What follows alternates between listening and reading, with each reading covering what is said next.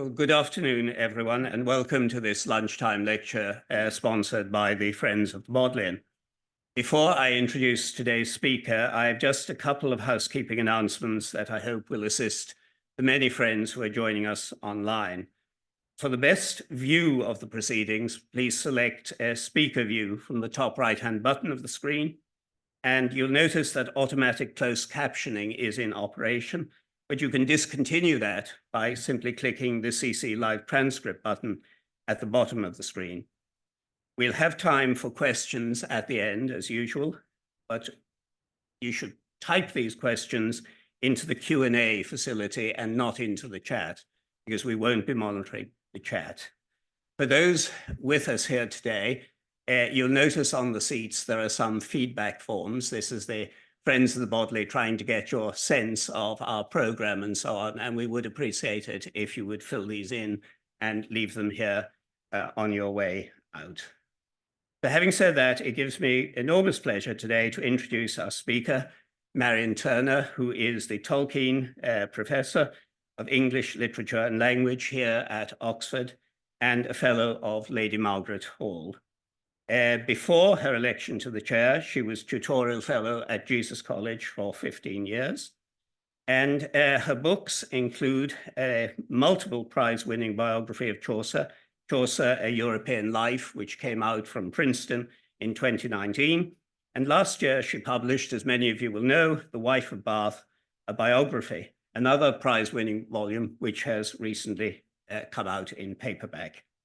Marion has curated the wonderful exhibition next door, Chaucer Here and Now, and she has edited the accompanying book. And it's on that subject that she's going to speak to us today. So I'd ask you to give her a very warm welcome.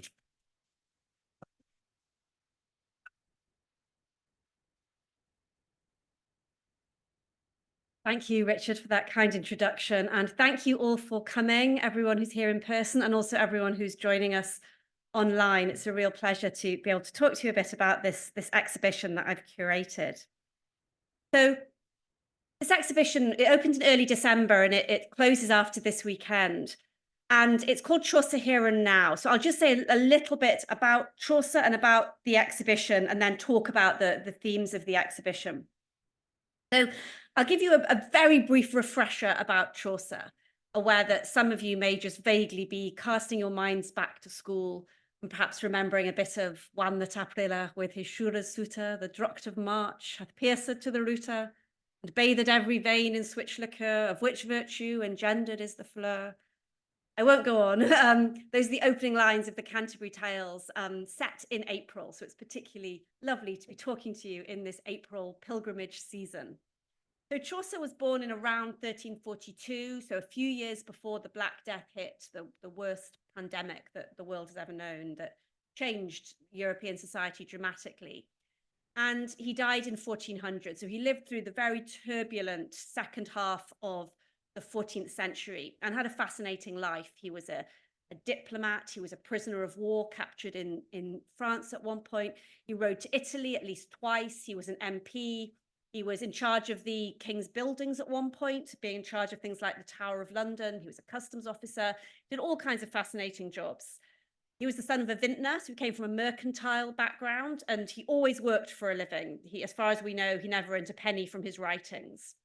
And his writings were, of course, extraordinary. He wrote in an extraordinary variety of genres and forms, and most famously wrote the Canterbury Tales, a work which brings together lots of different storytellers to tell different sorts of stories, and most importantly brings together different voices from different social classes and suggests that people should all have the right to tell their own tale, to make their voices heard. We shouldn't only listen to people from one sort of background. Having said all that, my exhibition isn't really about Chaucer. It's about Chaucer's readers. So the exhibition starts in 1400, the year of Chaucer's death, and goes up to the present day.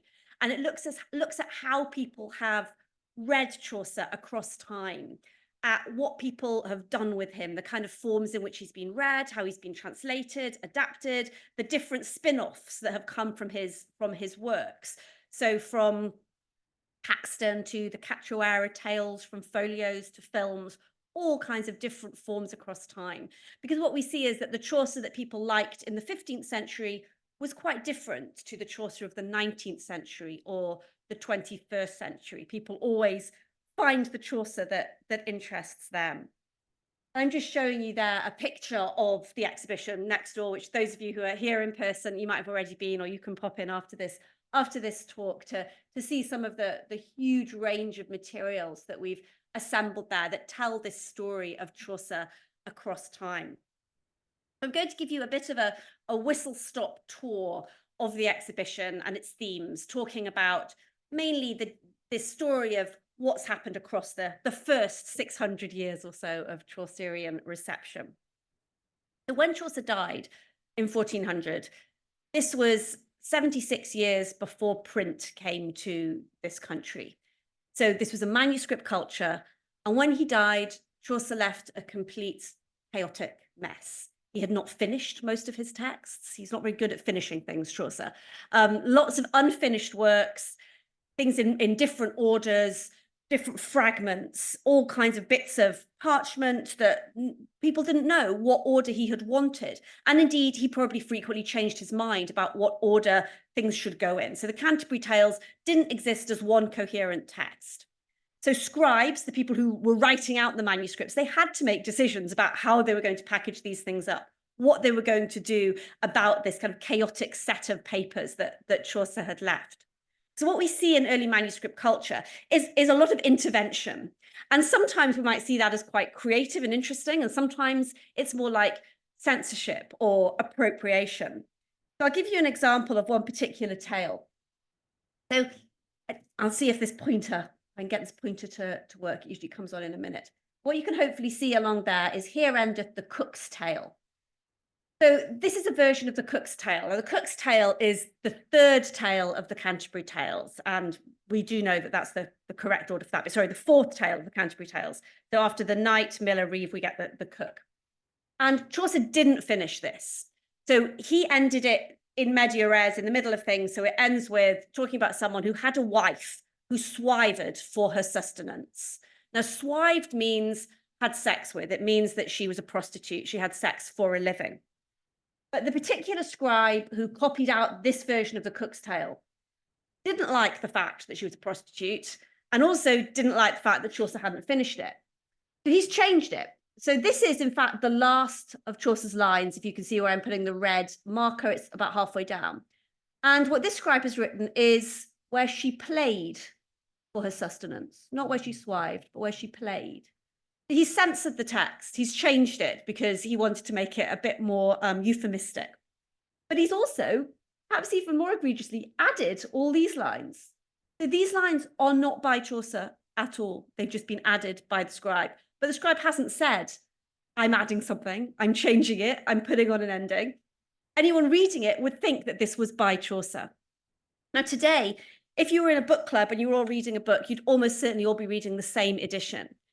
But in these early years of the 15th century, in manuscript culture, if people were all reading the Cook's Tale, you'll see in the exhibition there are 3 different versions there. In one of them, it simply breaks off with sustenance, and the scribe has written, Chaucer didn't finish this, of this tale maketh Chaucer no more. In another version, someone's reading this one, which has this extra dozen lines at the end and the censorship. In another version, the scribe has just added a completely different Cook's Tale, not by Chaucer at all, pages and pages and pages of a completely different tale. Again, not saying this isn't by Chaucer. So that's the kind of thing that we see in manuscript culture. It was the kind of irreverent kind of fan fiction that a lot of people write today, and that, certainly a lot of people, look down on. That was something that was really common in manuscript culture. That partly I think we can see this as collaboration. People didn't have such a strong idea then of the idea of copyright, of the idea of one author having ownership of a text. So people felt much freer to correct things, to change things, to add things on. Partly we can see that as this is all wonderful collaboration and creativity. On the other hand, whenever I've taken, author friends around the exhibition, they kind of blanch and go, oh my goodness, this is absolutely terrible. People adding things to the work, not making it clear that someone else is writing this, that it's a real kind of, taking a lot of intellectual liberties. But as I say, you see so many different things when you look at different manuscripts. It's a really kind of vibrant and changing culture. So I'm giving you another couple of examples here of the kinds of things that were done in manuscript culture. So these are all 15th century manuscripts. So on the left here, this is an example of where a scribe has decided to argue with the teller. So we have a lot of commentary there. Now, it's very common for scribes to write little things in the margins of manuscripts. And most commonly, they will do a little pointing finger. Maybe they'll write nota bene, this is a good bit, or they'll say, this is the source, that kind of thing. What we sometimes see is this kind of really extensive scribal commentary that you see on this manuscript here. And what we particularly see in the Canterbury Tales is that scribes do this when the wife of Bath is talking. Now, the wife of Bath is the only secular woman on the pilgrimage. She's the only woman on the pilgrimage who's not a nun. And she talks extensively about sex, about the body, about her marriages. And this made a lot of the male scribes extremely nervous. So what we see in many manuscripts is scribes who, on the other tales, write much more restrained comments, write this kind of level of comments on the wife of Bath's prologue in particular, where she's talking about her own life and her sexual experiences. And they add a lot of commentary, which tends to be ethical, so arguing with her, saying that she's wrong, saying that their point of view is better. So I call these scribes the mansplaining scribes, who seek to explain, what she really meant, or why what she's saying is wrong, and really readers mustn't take her seriously, but must take a contrary point of view. And there's several manuscripts in which we see these kinds of very extensive glosses, comments on the manuscript.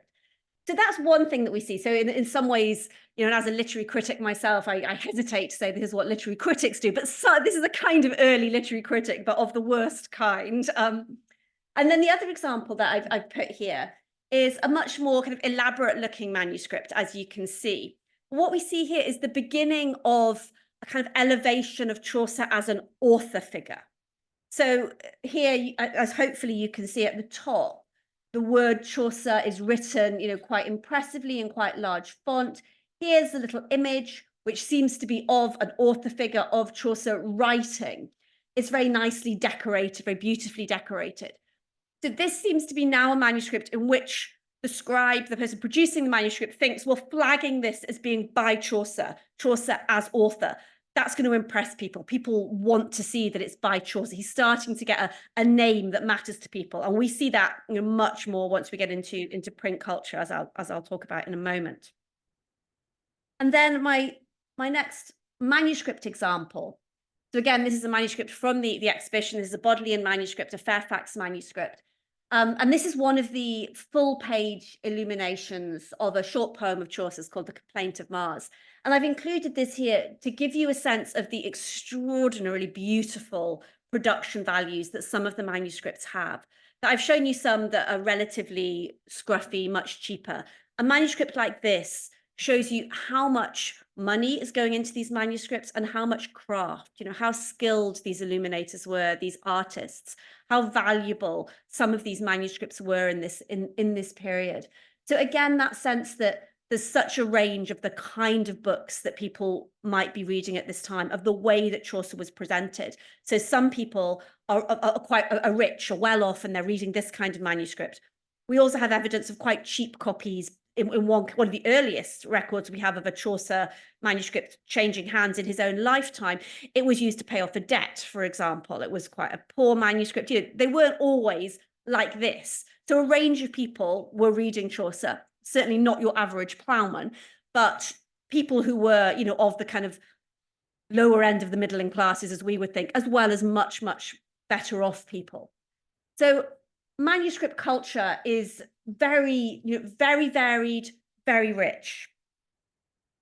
What then happens, so after this kind of chaotic but exuberant proliferation of manuscript culture, and Chaucer's texts were extremely popular, straight away. Again, of course, manuscript culture limits how many people can read his text, but compared to other things, they were much copied, many, many versions circulated throughout the 15th century. And then in 1476, Caxton brings print to England and opens his printing shop in Westminster, right next to London. And so that inaugurates the era of the printing of Chaucer's works. And the first big text that Caxton chooses to print in English was the Canterbury Tales.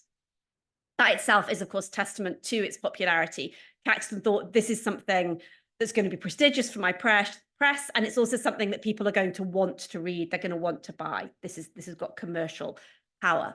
So he published the first edition in 1476, and then the second edition, which you can see here on the left of the screen, in 1483. So just a few years later, he printed this second edition with the stunning woodcuts illustrating all the different pilgrims.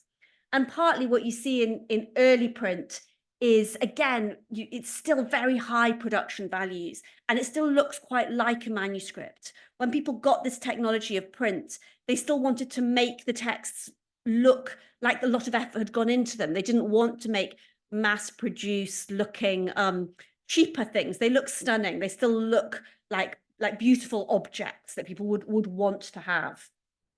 And Chaucer was then printed by all the major printers throughout the late 15th and 16th centuries. So I've given you a couple of examples here. And what we really see happening in the era of print is Chaucer becoming the father of English literature. So in his own lifetime, Chaucer was this edgy, experimental poet who was reading lots of Italian, inventing new poetic forms and both poetic lines and stanza forms, was traveling a lot, was speaking lots of languages, really exciting, vibrant life. But then he became established as this very kind of sober establishment figure after his death. He gradually comes to be seen as this kind of father of English literature figure that a lot of people still think of him like that today. So we see here in the middle, this is from the 1530s, this edition, and hopefully you can make out that it says there, the works of Geoffrey Chaucer. Now, this is the first time that someone writing in English was given a works, a complete works.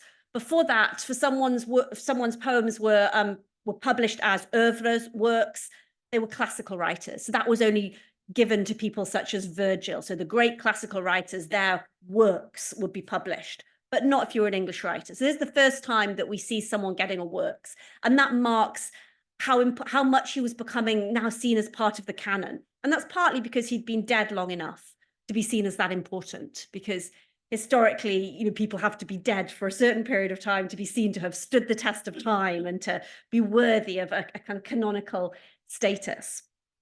And then on the right, this really large image that you can see here, this really is the edition that cements this sense of Chaucer as father figure. So Spate published this extraordinary edition of Chaucer in 1598, and then it was reprinted in 1602. So people such as Shakespeare would have known this edition. Lots of early modern writers read Chaucer in this edition. It's got lots of textual apparatus. It's got all of Chaucer's texts and a lot of other things as well. Now, you probably can't make out, but unless you have extraordinarily good eyesight, but you'll take my word for it, that right at the top here, it says the progeny of Geoffrey Chaucer. So the progeny as in the children, the descendants of Geoffrey Chaucer. We then have this absolutely massive image of Chaucer. And this is the classic image that is probably familiar to lots of you. And it's kind of serious Chaucer with his rosary and his pen and his serious face and his beard and his nice pointy shoes. And then down this side, down the right, that's his family tree. And that is actually, so there he is, and these are his children and grandchildren and so on. But then down this side is the royal family tree. Now, the royal family were connected to Chaucer, but not by blood, by marriage. So up here, we in fact have his father-in-law in the middle. There's Chaucer here, Chaucer's wife, Chaucer's father-in-law, and Chaucer's sister-in-law. Because Chaucer's sister-in-law was the long-term mistress of John of Gaunt, son of the king. They had 4 illegitimate children. They then eventually married very scandalously because she was not important enough to marry John of Gaunt. And their 4 children were retrospectively legitimated, which was a thing that you could do in the 14th century. And it was done not only by the Pope, but also by Act of Parliament. But a clause was put into that legitimation saying that it shouldn't give them any right to the throne. But nonetheless, all of our monarchs since Henry VII have been descended through that illegitimate line, the Beauforts. So the Beauforts, going down to Margaret Beaufort and then Henry VII, and then, as I say, through to present monarchs, were all descended from Chaucer's sister-in-law. So very interesting, not Chaucer's progeny, not Chaucer's descendants. But what we see here is this: if you glance at the page and you see the descendants of Geoffrey Chaucer, the progeny of Geoffrey Chaucer, big Chaucer, royal family tree down to Henry VII here, it makes it look as if he is the father of kings, the father of the nation, as well as the father of English poetry. So that's the kind of image of Chaucer that's being projected and imagined throughout the 16th century and into the 17th century. So very much this father of English literature as print gets going. As we move on through time, we then move into an era of censorship and rewriting. I'm just going to get my water. Look at the images for a second. So I've been talking so far about the era of manuscripts and then the era of printed editions of Chaucer. Now, we continue having lots of editions of Chaucer, of course, right up to the present day.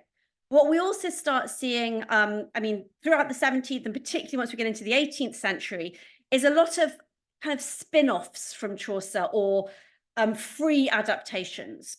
So there are still lots of we start to get translations. So Dryden translates some Chaucerian texts, for example, as does Pope. So Dryden in his Fables translates 4 texts by Chaucer. And he says that he doesn't dare to translate The Wife of Bard's Prologue because it's too licentious and that his audience won't like it. So he feels that he has to censor himself. But in the prologue, the preface to the Fables, he keeps on returning to how much he wants to translate it, but he can't. So it's kind of phantom text. What he does translate is The Wife of Bard's Tale, The Knight's Tale, The Nun's Priest's Tale, and The Flower and the Leaf, which is not by Chaucer. So his 4 best examples of texts by Chaucer include one that wasn't by Chaucer at all, but that had been packaged into lots of these complete works, which brought in lots of other texts that might have been by Chaucer, or sometimes they knew weren't by Chaucer. So it's an interesting example of how people find the Chaucer they want to, sometimes even choosing texts that weren't by him at all. And you see that, throughout time where different new tales have been written into manuscripts that fit the mood of the time. So sometimes you'll see very, Protestant tales being put in, for example, by religious reformers. And then what I'm showing you here also is Pope, who does translate The Wife of Bard's Prologue. So as I say, Dryden says, don't dare to do it, too licentious. Pope does do it. But what he does is he translates Wife of Bard's Prologue, but he takes out all the bits that are about sex, about the body, about sexual pleasure, about the fact that she likes to have sex morning and night, bits where she talks about her genitals. And as a result, almost nothing is left. So his translation is half the length of Chaucer's version because he's Baudelarized it so dramatically. He's taken so much out. So it's a really different version of Chaucer where, in common with lots of 18th century writers, he's trying to make Chaucer into a very different kind of writer. He's trying to take out the bits that are seen as vulgar. And that fits in with quite a lot of writers in the 18th century. Their attitude to Chaucer was, well, he was really great. He was a brilliant poet, but of course he lived in a vulgar time. They didn't know better. They weren't as kind of sophisticated or as tasteful as we are now in the 18th century. So we can help them by taking out the rude bits. Sometimes you see editors at this time trying to change Chaucer's meter because they had a different understanding of what poetic meter should be like. So Chaucer, invented the iambic pentameter, the 10-syllable 5-stress line. But when he invented it, it was a looser form than it became later. So it was very normal to have an extra unstressed syllable. There was more freedom about it. But later authors thought, well, Chaucer just wasn't very good at it. And so they will really, do a lot of violence to his poetic lines in order to make it fit their own ideas of poetic taste, or sometimes of moral taste, as in the case with what Pope is doing here. So we see translation. And one of the other things that we see happening in translation is that this is also the era when Chaucer gets translated on the continent. So Voltaire, the French philosopher, translated Dryden's version of The Wife of Bath's Tale. And then Voltaire's version became a stage spectacular that was called the Faya Gel, which was staged all over Europe. So we start to see, this kind of spinning off of Chaucer, being translated and adapted. So the final version, most people of that musical, most people wouldn't have known had a connection with Chaucer, but it's his tentacles are spreading in all kinds of genres, all over the place. And he's starting to get traction outside of England, starting to be translated into other languages. And that's something that has then really taken off in more recent years, so many translations. The other thing that happens is these, completely spin-off kind of texts, such as The Wanton Wife of Bath. So texts which are inspired by Chaucer's writings, but are new texts. So they're not even the loosest translations, they are new texts.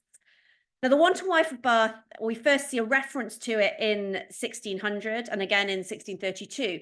And when we see those references, both times they are to the text being censored. So in both of those occasions, the printers were first threatened with and then actually put in prison, and the text was burnt. So people were very anxious about The Wanton Wife of Bath, about this text. It's a very funny text.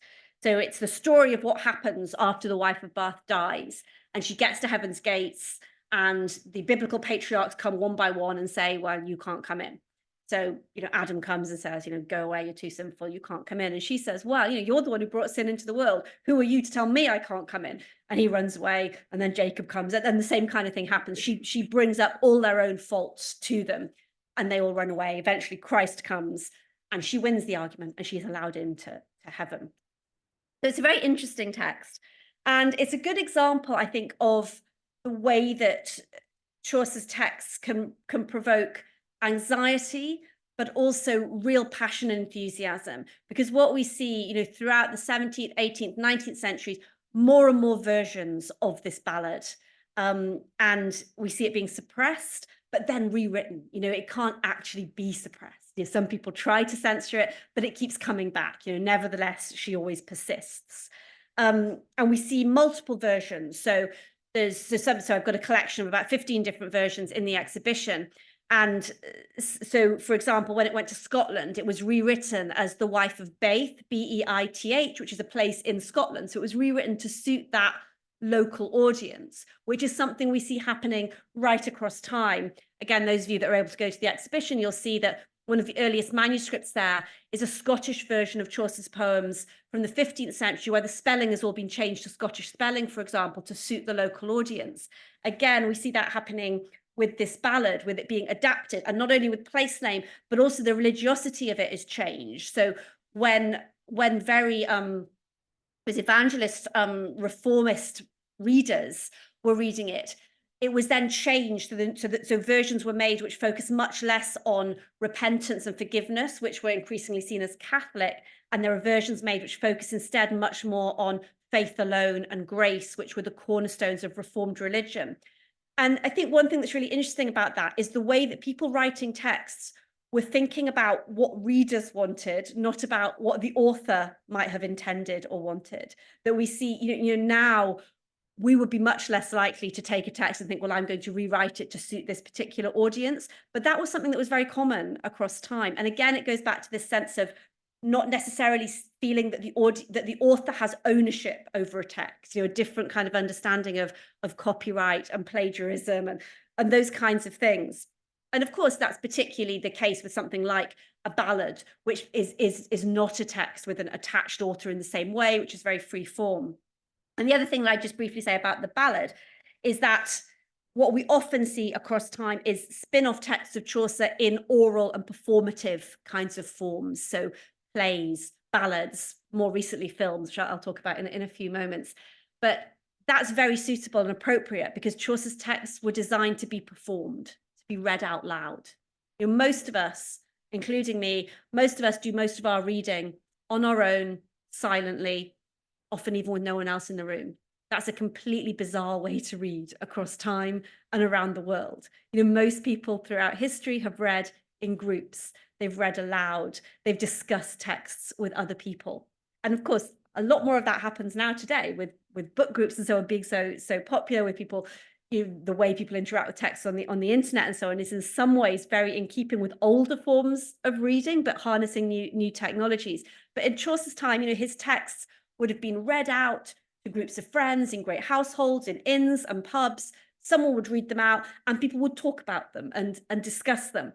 So it is very appropriate that a lot of the rewritings do end up being things like plays and ballads, oral forms that are heard as well as read, that you experience through the ear as well as the eye. Okay, so racing on to the Victorians. And the Victorians, as you can imagine, had a lot of interesting ways of responding to Chaucer. And I'll just try and cover a couple of them. So what I'm showing you here is an image from probably the most famous edition of Chaucer since Caxton. So this is William Morris's Kelmscott Chaucer from the late 19th century. And as you can see, it's absolutely stunning. As I say, it's late Victorian, but nonetheless, you can see that William Morris was trying to make his books look like medieval manuscripts to a certain extent. He really focused on the craft, the idea, the kind of production values that manuscript decorators and illuminators also cared about.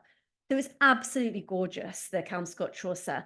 And it's also lavishly illustrated. It's the complete works, not only the Canterbury Tales, but what I'm showing you here is the opening of the Canterbury Tales. You might be able to make out there the big W here. This is the wan, the opening line, wan the taprilla.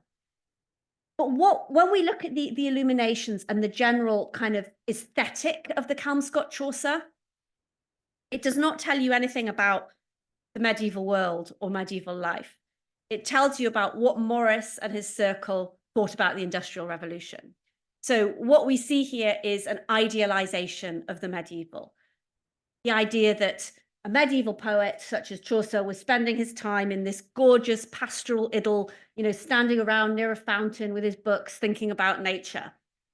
That's not how Chaucer lived. Chaucer lived most of his life in London. He had a flat at Aldgate on the wall above one of the gates of the city. He was working as a customs officer, son of a trader, watched the ships coming in from all over the world, was involved in trade, was in London when the revolt happened. This was a city full of things like coins being minted, of furnaces, of abattoirs just outside the walls. It was really busy, and he was an urban man. He didn't live like this. These kinds of images are a response to industrialization. People like Morris trying to think of the medieval as, a simpler, more beautiful time before factories. And of course, there's a certain element of truth in that, but a real idealization of that idea of the medieval, which, as I say, tells you much more about the Victorian era than it does about the 14th century itself. So you have this aestheticization of the medieval. And what also happens in the Victorian era in particular is an interesting trend of lots and lots of children's versions of Chaucer. Now, partly this continues the censorship that I was talking about earlier, that we see a little bit earlier on, we see quite a bit of in the 18th century. The 19th century, we see a lot of censorship of Chaucer. Now, Chaucer's texts were still available in their entirety, but there's a flood of these heavily censored versions. So the kind of Chaucer that a lot of Victorians wanted to promote, and particularly wanted children to read, was not the Chaucer of the Miller's Tale and the Merchant's Tale. It wasn't the Chaucer who wrote about farting out of the window and sex in a tree, which he did write about.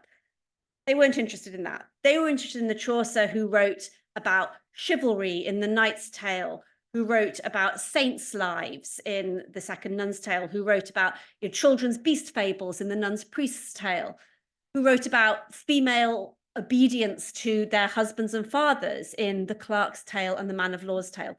Those are the tales that get printed over and over again in these children's Canterbury Tales. They're heavily selected. They never include the fabulio stories, the stories about adultery and kind of challenging fathers and husbands. Those never get included. Instead, it's this very narrow version of Chaucer, which is a misleading version. I've given you a few examples here, and there are lots and lots of them. So one of those examples, the one in the middle, shows you an illustration by a female author of the Clerk's Tale. The Books for the Bairns, that's a really interesting one.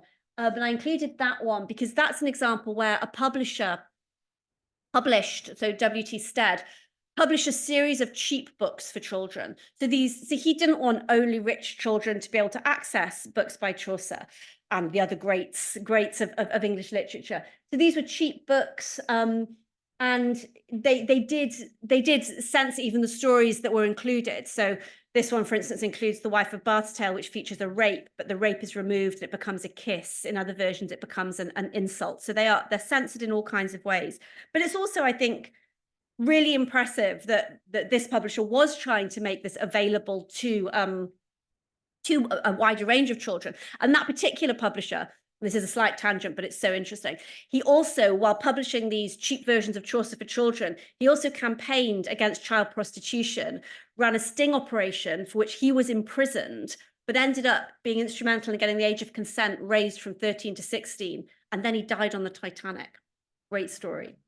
So that's the guy who published this interesting version of children's Chaucer.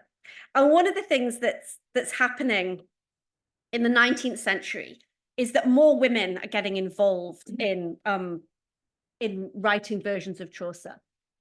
Now, women had always read Chaucer. We see that from Chaucer's own writings, he writes about having a female audience. In various of his texts, he addresses women as well as men. He was very much moving in mixed intellectual circles. And again, while peasant women, like peasant men, were not reading, people often think that medieval women weren't involved in literary culture at all, and they were. On the left here, I've just given you a beautiful image from a manuscript of St. Anne reading, and I like this image because St. Anne has just given birth to the Virgin Mary, has handed her over to the nurse, and has hopped back into bed with a book. And I mean, we're supposed to think of this, of course, as, a religious book. This is about the word and so on. But I like to think of it as something more like a Jilly Cooper or a Mills and Boons or something. But it's there to illustrate the fact that people were used to seeing images of women reading from the medieval era. But we have, we don't have a great deal of evidence of women rewriting Chaucer, of engaging with Chaucer in that way until we get to the last couple of centuries. And then we have lots of examples from the 19th century. I've given you here an example of women illustrating Chaucer and also writing new versions. So in the middle, that's the earliest example that I know of a woman illustrating one of Chaucer's tales. So this is from the very late 18th century, and it's someone called Lady Diana Beauclerk, and she's illustrating Dryden's version. And it's the first time that we see someone bothering to illustrate the rape victim in The Wife of Bath's Tale, and that's a female illustrator. And then on the right, this is Maria Edgeworth, very famous novelist, who writes a novel, again, at the turn of the century, so around 1800, writes a novel based on the Clerk's Tale. So women are getting more and more involved in all kinds of aspects of Chaucer's work. And we also, as I mentioned just now, we see that a lot in children's versions. And the men who were writing children's versions, they also tended to talk about the importance of women reading Chaucer with their sons in particular. We also see women themselves writing these versions, saying that they are reading them with their children. So Chaucer is kind of moving into the nursery. At the same time, we also have various examples from the Victorian era of versions being sent out to the empire. So the idea that this is something which promotes English values, British values. So there are various introductions of editions which say, this should be sent out to both hemispheres. Chaucer was very good at talking to the king about his imperial problems, totally made up, that kind of thing. So there's lots of different ways that people are thinking about Chaucer in the 19th century.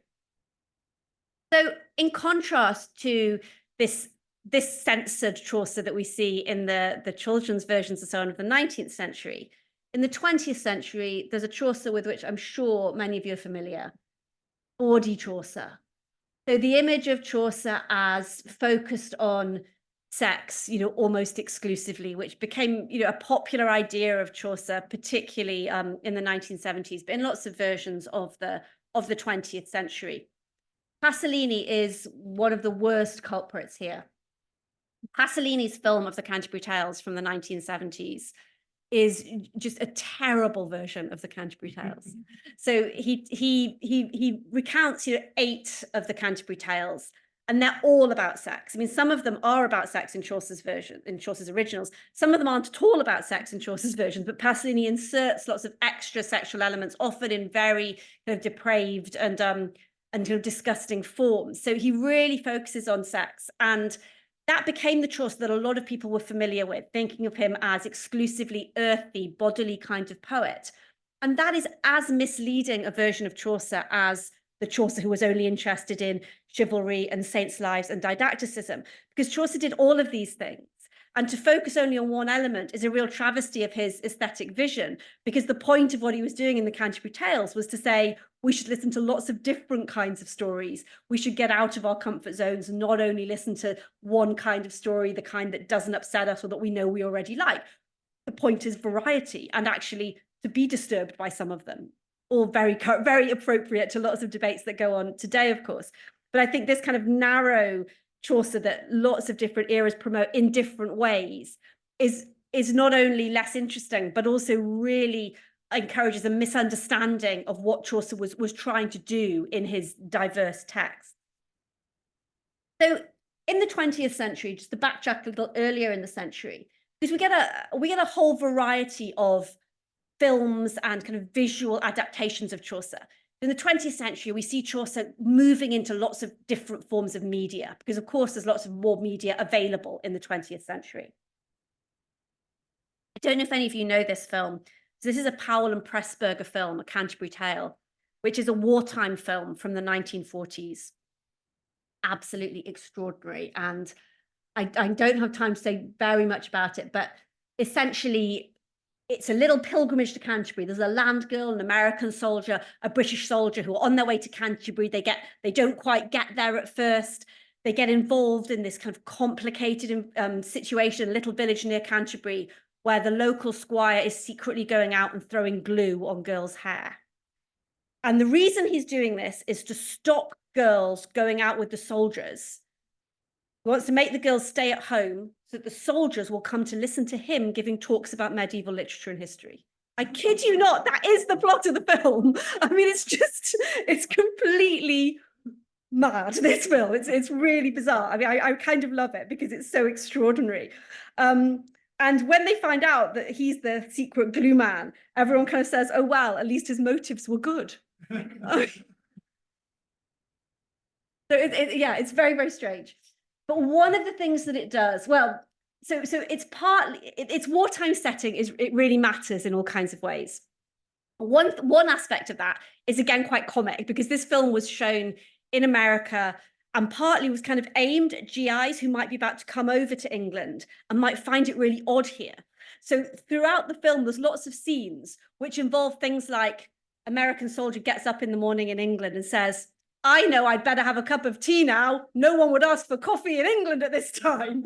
And there's various things like that that seem to be aimed at kind of teaching Americans about British life. But the other thing, I think the more kind of serious aspect of its wartime focus is that this film really lovingly dwells on the English landscape and on a kind of rural idyll of Englishness, the Pilgrim's Way. It's very against cities. It's very against the cinema and the movies, oddly enough, for a movie. But it talks a lot about the horror of being trapped in cities, going to the cinema, and the beauty and gorgeousness of being out in kind of wheat fields in the countryside. And there's gorgeous shots of the landscape and so on. And part of that is very much Chaucer's values are what we're fighting for. That's partly what it's trying to say. Chaucer is Englishness, is what this war is about, I think is part of the message of this film. So again, you can see that chimes quite a lot with the William Morris idea of a kind of idyllic Englishness, which was only kind of 50 years before this film, although it seems like a different era, the late Victorian and Second World War, but very much chiming with that kind of idea. Okay, so one more example here of kind of visual Canterbury Tales. This is one of my favorites, the BBC animated Canterbury Tales from just over 20 years ago. And the reason well, and you can watch one of these if you do go into the exhibition. There's a little booth where you can put on headphones and you can watch either The Wife of Bath or The Nun's Priest. They're each just about 5 or 6 minutes. But the thing that I like about these is that, as I hope you can see just from these 4 stills, each tale was made using different animation techniques. So some of them are using stop motion, some using pencil drawings, different color palettes, and so on. And I think that's really clever because it mimics the fact that Chaucer was using different poetic forms and different genres throughout the Canterbury Tales. So it translates that aesthetic diversity that Chaucer shows in his poetry, it translates that into the visual. So I think it's a very kind of clever version of the Canterbury Tales. It's very appealing. Obviously, it cuts a lot, it cuts the language and so on, but it does kind of get something of that spirit of variety, which, as I was saying, is so often missing. So for the last few minutes of my talk, I'm just going to talk a little bit about 21st century Chaucer adaptations. So particularly the last 20 or so years, what's the Chaucer here and now, the real here and now today? And one of the most interesting and maybe surprising trends that we've seen in the last 20 years is lots of writers written about Chaucer as a poet that speaks to the experience of refugees, displaced people, migrants. He's been associated with lots of different forms of forced travel, and many Black British and also Black American authors have written new versions of the Canterbury Tales or poems inspired by Chaucer's work. So I've given you a few examples here. So on the left, the Refugee Tales project, which started in 2016. Every year, a group of refugees walks part of the Pilgrim Trail with a group of writers, and the refugees tell their stories to the writers, and those tales are then published in these volumes. Sometimes very strongly drawing on the Canterbury Tales as models, sometimes just using them as a kind of jumping off point.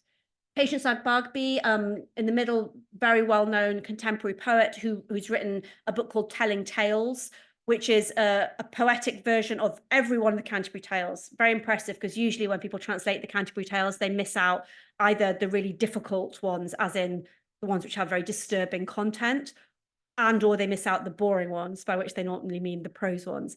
But she puts all of them into different poetic forms, mirror forms, crown of sonnets, but also rhyme and texting. So it's really, really wonderful. And then on the right, a quotation from Marilyn Nelson's Cachoeria Tales. So Marilyn Nelson is a Black American poet, and you can see there she talks about she opens with a quite a close homage to Chaucer's opening lines. Again, talking about the April rains and the drought. Then later she talks about a reverse diaspora. I planned a pilgrimage to Africa. So she's talking again about forced travel. And I think there are a couple of reasons why so many writers, and there's many other examples as well, why so many writers in recent years have thought about Chaucer's poetry as being appropriate to refugees and displaced peoples. And I think that's one reason is Chaucer's Canterbury Tales opens with a story of free travel. It opens with the kind of the joy of travel, the positive aspects. And so that's being kind of set against forced migration. I think the other aspect of Chaucer's Tales that speaks to a lot of these writers is the focus that I've already mentioned on allowing different voices to speak. So the idea of listening to people who aren't usually heard, not only listening to voices of power. I think that also speaks very, very powerfully to a lot of people who are thinking about the refugee experience or the experiences of marginalized people. My final example of a Black British writer who's written a version of Chaucer is Zadie Smith's Wife of Willesden. So this only premiered in 2021. And of course, Zadie Smith's one of our best known contemporary writers. It's her first play, The Wife of Willesden. It's based very closely on The Wife of Bath's prologue and tale. It premiered in the Kiln in London in November 21. And she takes the Wife of Bath, 14th century woman, turns her into a 21st century woman living in northwest London from a Caribbean background. She takes the Wife of Bath's tale, which is set in Arthurian Britain, and moves it to 18th century Jamaica amongst communities descended from freed and enslaved peoples. So she actually uses Chaucer's text very closely. It's written in the same poetic form. She calls it a translation rather than adaptation.